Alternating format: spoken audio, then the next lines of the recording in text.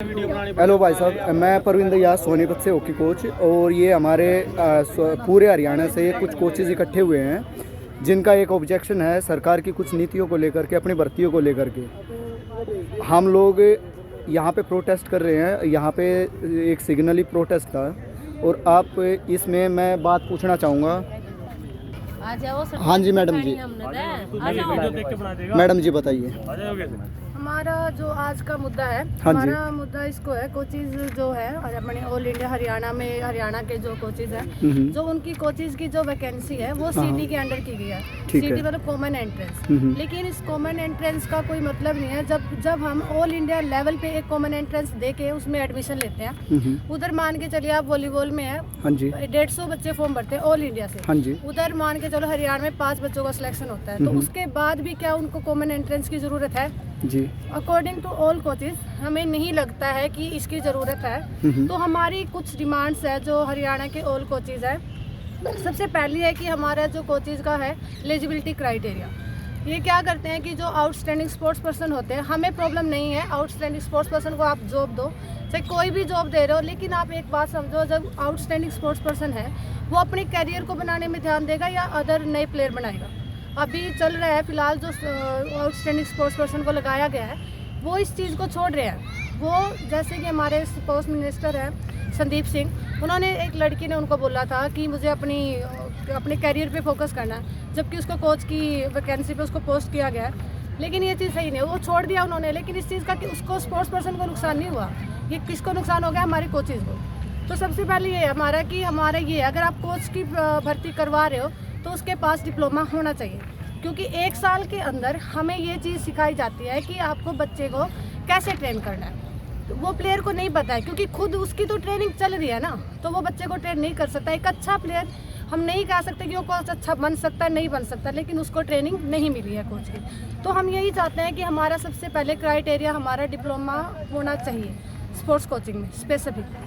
दूसरा बात है कि हमारे की सीटी के अंदर हमें लिया गया, लेकिन हम लोग ये चाहते हैं हमें कॉमन एंट्रेंस ना दे, हम सीधा हमारा जो डिसिप्लिन के अकॉर्डिंग हमारा जो मेन एग्जाम होता है हम उसी को फेस करें, क्योंकि ऑलरेडी हम एक ऑल इंडिया लेवल पे एक एंट्रेंस फेस कर चुके हैं जो हमारा एनटीए के अकॉर्डिंग लिया जाता है। सेकंड हमारी क्या बात है कि जो हमारी पोस्ट आई है, पोस्ट बहुत ज़्यादा हो गई है सीटी के बाद, क्योंकि कुछ को पता नहीं था, कुछ को पता था, उनका क्वालिफाइड नहीं हुआ, उनको पता ही आइडिया भी नहीं था कि इसके अंडर आएंगी। तो अब पोस्ट ज़्यादा हो गई है, बच्चे 2% भी नहीं है। अब हम मान के चलते हैं हमारे वॉलीबॉल में सिर्फ 2 या 3 बच्चों का सीटी होगा, वहाँ पे 16 से 20 के अराउंड वैकेंसी है। तो आप मान के चलो उसमें से 16 में से 15 वैकेंसी खाली गई, ठीक है, तो बाकी किसका? सबको चीज़ का नुकसान हो गया। तो हम यही चाहते हैं कि हम ये एंट्रेंस ना दें, ठीक है। लेकिन हमारा क्या है कि हम यही चाहते हैं कि लास्ट में हमारा यही कि हमारा कोचिंग वैकेंसी को सीटी से बाहर करो, हमें कम से कम लड़ाई लड़ने का मौका तो दो। अपने लड़ाई लड़ने से पहले ही हमें बाहर कर दिया, उस डिप्लोमा के बेस पे हमने वैकेंसी भी नहीं भरी, तो हम उस डिप्लोमा का क्या करेंगे? या तो आप डिप्लोमा करवाओ ही मत, आउटस्टैंडिंग स्पोर्ट्स पर्सन पहले ही बोल दो कि जो आउटस्टैंडिंग स्पोर्ट्स पर्सन होगा, जो अच्छे लेवल पे जाएगा, हम उसी को कोच बनाएंगे। सब कोचेज या प्लेयर्स जो होते हैं मिडिल क्लास फैमिली से, आपको भी पता है कि सब उससे रहते हैं, तो उनका तो टाइम भी वेस्ट हो गया, उनका पैसा भी, क्या बताओ उनके पेरेंट्स ने कैसे पैसे दे के उनसे डिप्लोमा करवाया होगा। तो हम यही चाहते हैं कि आपने अगर कोचेज बनाना है, आपने इंस्टीट्यूट बना रखे हैं इंडिया में, तो आपका क्राइटेरिया वही रहना चाहिए। आप नई चीज़ें क्यों ऐड कर रहे हो उसमें? अगर ऐड कर रहे हो तो एक अच्छे लेवल पे ऐड करो ना, जिससे भी कोचेज भी खुश हो, उनका भी नुकसान ना हो। ये तो वही बात होगी कि हमारा, उनका तो सरकार को कुछ पता नहीं था स्पोर्ट्स का और हमारा पूरा नुकसान कर दिया।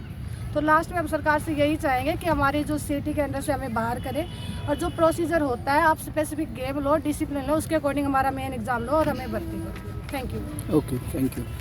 कमी लगी हो तो मैं बताना चाहूँगा, इनके बोलने का मतलब था कि जो नेशनल लेवल पे एंट्रेंस टेस्ट देने के बाद में हमारी जो सरकार भर्ती कर रही है कोचेज़ को, नेशनल लेवल पे इंटरेस्ट देकर इन्होंने साई के अंडर में प्रैक्टिस की। 1 साल तक इन्होंने ये सीखा कि टेक्निकली और साइंटिफिकली बच्चे की ट्रेनिंग कैसे करानी है, उसको अच्छा प्लेयर कैसे बनाना है और ओलंपिक के लिए कैसे तैयार करना है, जो कि अपने देश को पार्टिसिपेट करा सके और रिप्रेजेंटेटिव कर सके इंटरनेशनल लेवल पे। तो इनका बोलने का मतलब है कि एक अच्छा कोच जो होता है साइंटिफिकली बच्चे को तैयार करता है पूरा साल। वो एक साल में वो यही सीखता है कि बच्चे का साइकोलॉजिकली डेवलपमेंट, बच्चे का सोशोलॉजिकली डेवलपमेंट, बच्चे का स्पोर्ट्स स्पेसिफिकेशन, और उसके साथ में उसको स्पोर्ट्स साइंस की मदद से कैसे उसको अचीव किया जा सके उसका लेवल। तो सरकार की नीति है कि अब बनाई गई है 2021 में स्पोर्ट्स नीति बनाई गई है अलग से, कि जो भी आउटस्टैंडिंग स्पोर्ट्स पर्सन होगा वो आउटस्टैंडिंग स्पोर्ट्स पर्सन डायरेक्टली अपना ग्रेडेशन कराएं और भर्ती हो जाएं और अपनी वहाँ पे पोस्ट ले ले कोच की।